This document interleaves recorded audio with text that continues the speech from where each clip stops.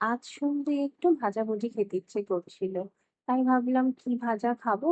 Chicken থাকলে একটু chicken pakora করতাম, সেই সব তো ছিল না। ছিল একটু পেঁয়াজ, তাই পেঁয়াজ দিয়ে ভাবলাম একটু পকোড়া বানাই। পেঁয়াজগুলোকে ভালো করে কুচিয়ে ধুয়ে নিয়েছি আর ওর মধ্যে দিয়ে দিয়েছি খুব সামান্য নুন। নয়তো পেঁয়াজে বেশি নুন তো চলে না, আর নুন হয়ে যাবে বলে একদম অল্প একটু নুন দিয়েছি। আর তার মধ্যে দিয়েছি 5 চামচ মতো বেসন।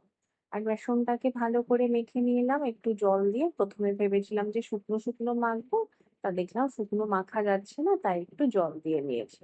তো মাখা হয়ে যাওয়ার পর একদিকে কড়াইতে আমি বসিয়ে দিয়েছি তেল গরম করতে। আর ভাবলাম যে যেহেতু চা মুড়ি আর পকোড়া একসঙ্গে খাবো, তাহলে বরং একদিকে চাটা বসিয়ে দিই, নয়তো পকোড়াগুলো ঠান্ডা হয়ে যাবে আর চা করা হবে না।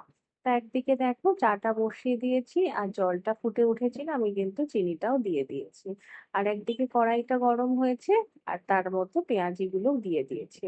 আর এই যে পকোড়াটা খাওয়ার ইচ্ছে হলো, আমরা কয়েকদিন আগে গেছিলাম খড়গপুরে, সেখান থেকে আসার পথে একটা দোকান থেকেই পেঁয়াজের পকোড়া খেয়েছিলাম, সেটা খুব সুন্দর টেস্ট ছিল। তাই ভাবলাম আজকে আমি একটু ঘরে পেঁয়াজের পকোড়া বানাই। আর দেখো পকোড়াগুলো লাল লাল করে ভাজা হয়ে গেছে, আমি কিন্তু নামিয়ে নিয়েছি।